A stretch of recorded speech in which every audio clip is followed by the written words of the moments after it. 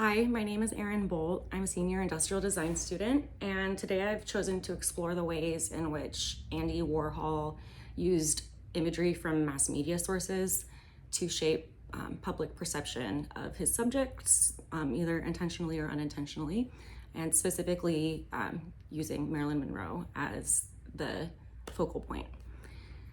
I've chosen to focus on the Marilyn diptych from 1962, specifically, and it's the first of many portraits that he painted of Monroe, to gather more insight into the relationship that he kind of created in his mind with her.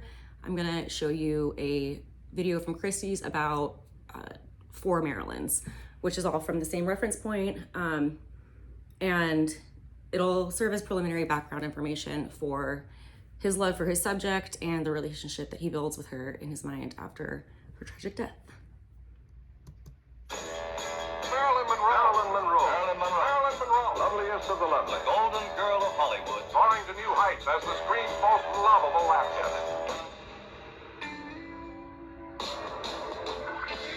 As a golden legend of Hollywood, Marilyn Monroe fascinated Andy Warhol. For Warhol, movie stars had become glittering idols, replacing in a way the religious icons of his childhood. Carefree mind all the time, never blue. One of the most famous stars in Hollywood history is dead at 36. Marilyn's suicide on August 5th, 1962, struck a personal chord for the artist. The curtain fall leaves behind a glittering and tragic legend. A final fade out. Press accounts of the tragedy appeared the next morning, Warhol's 34th birthday. To the public, her life seemed like a fairy tale. But behind the glamour was Norma Jean, a product of foster homes and broken marriages. Monroe's death triggered a series of paintings for the artist in the month that followed, in which he isolated her visage against an electrifying palette of candy colors. Warhol painted the Marilyns just before his famous Death and Disaster series. I realized that everything I was doing must have been death, he would say a year later. The film-like repetition of Monroe's face in the screen-printed image is reminiscent of the life she lived. The camera never betrayed her pain. The image was sourced from a sensuous Niagara publicity still taken 9 years prior at the actress's peak. Yet for all the happiness this bubbling comedian brought into the lives of millions, she was seldom able to find it lastingly for herself. It's a great thrill, and I'm very appreciative to everyone who's made this possible. With his finger on the pulse of culture, Warhol captured not only the true essence of celebrity, but also the zeitgeist of the 1960s, immortalizing Monroe as an emblem of the 20th century.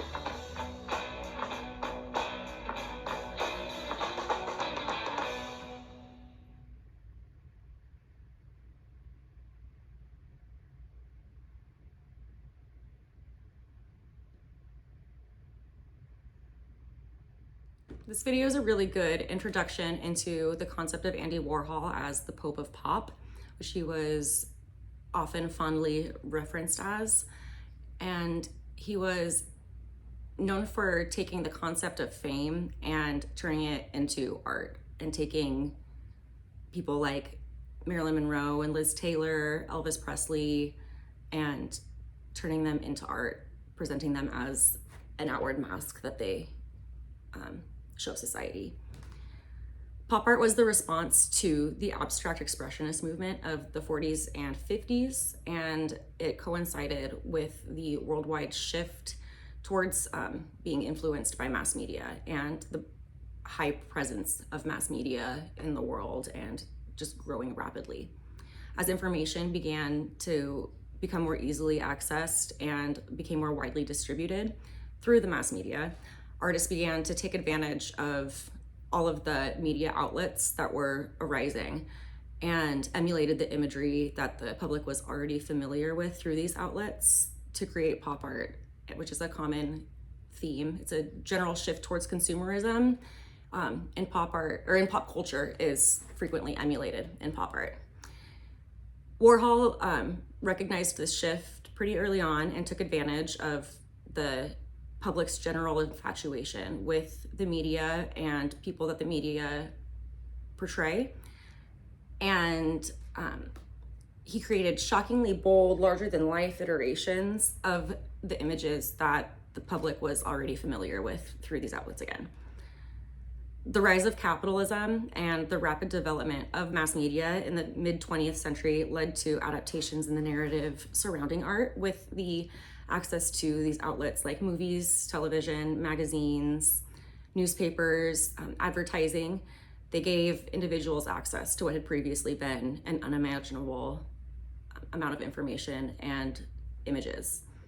Warhol created new worlds and identities for the subjects of his pieces to live within, and the images he created immortalize the general idea of the individuals that are represented.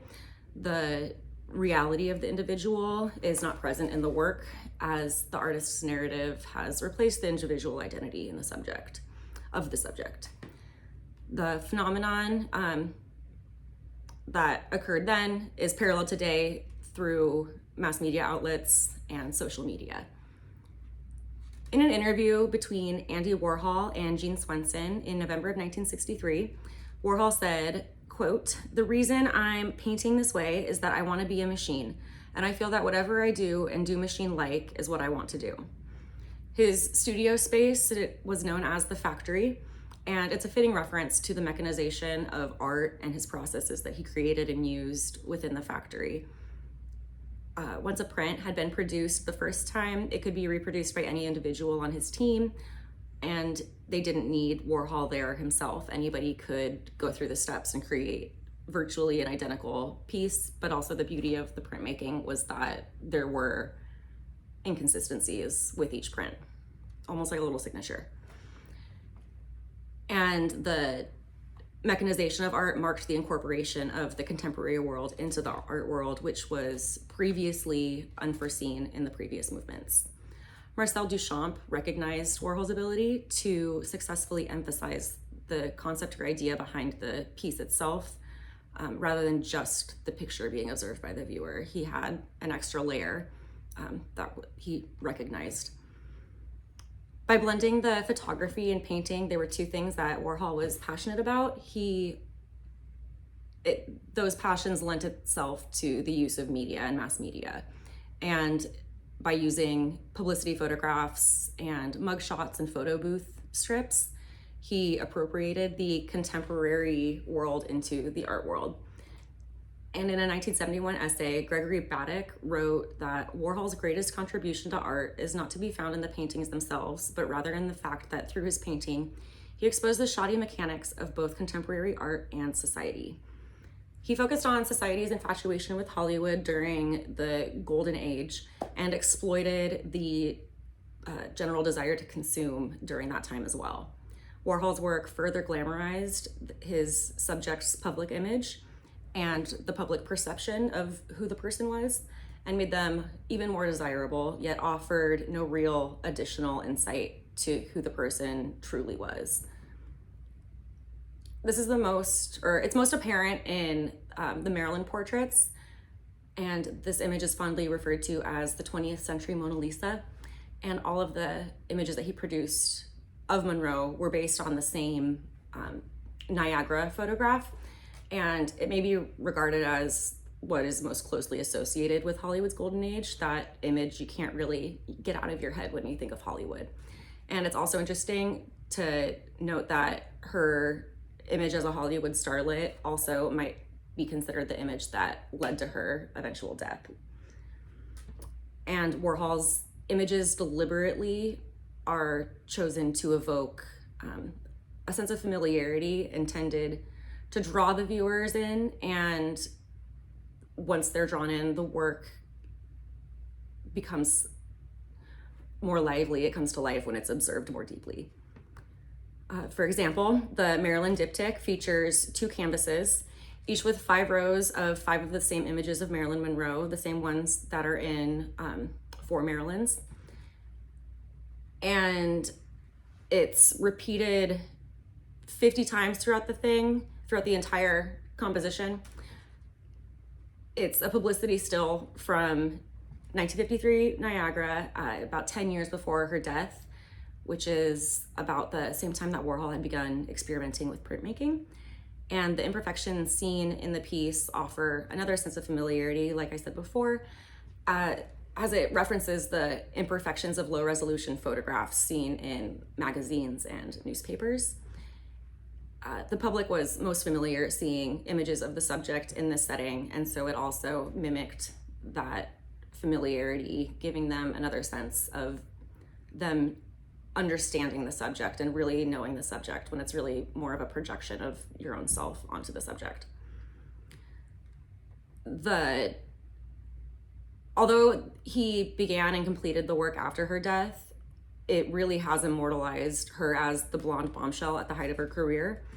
The colorful left side of the diptych emphasizes the outward features she portrayed, so her sculpted blonde hair, her parted red lips, and then there's a deep green pigment of her eyeshadow. Those three things, even alone, on their own, could be instantly recognizable as Marilyn.